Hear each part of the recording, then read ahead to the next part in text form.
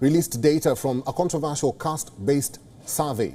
The data, coming months before next year's Lok Sabha poll, underlines the electoral importance of other backward castes and marginalized communities. India's ruling party, the BJP, had opposed calls for a national caste census, while the opposition has been increasingly vocal on that subject.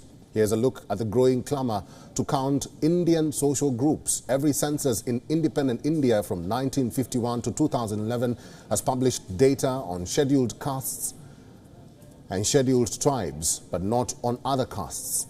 Before that, every census until 1931 had data on caste.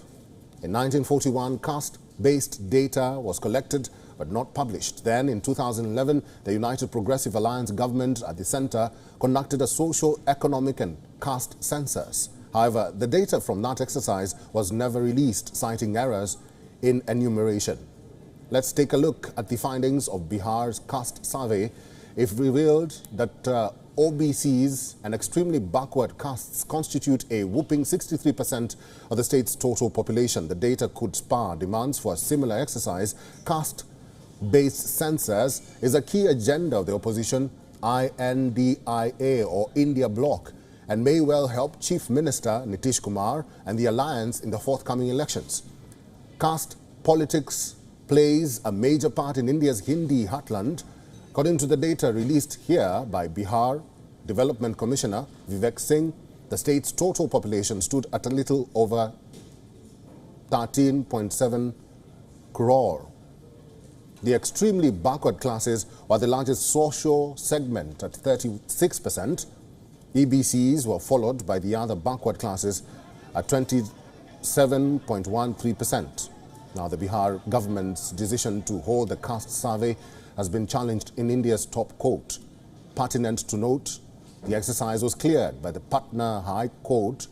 Bihar's caste survey has been challenged on the grounds that it violates the Supreme Court's privacy judgment. Petitioners say it is actually a census in the garb of survey, which is beyond the legislative competence of the state government. The big question here is, what are the pros and cons of a caste-based census, and what is the union government's stance? The government's reasons for not including caste pertains to administrative, operational and logistic concerns.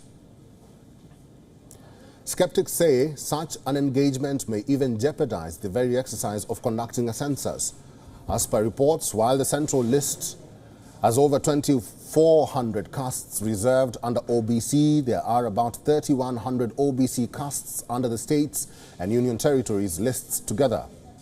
The preparatory work for the census has to commence 3 to 4 years prior to the event.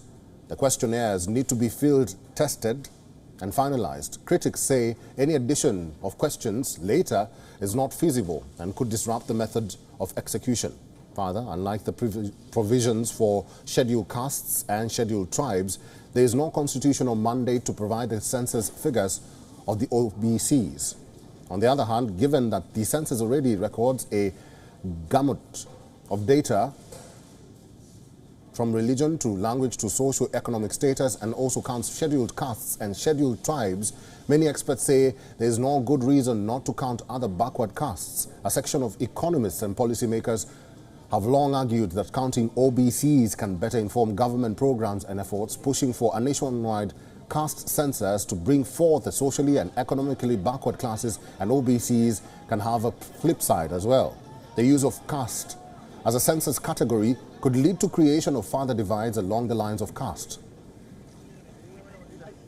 वो तब भी जात पात के नाम पर समाज को बांटते थे, आज भी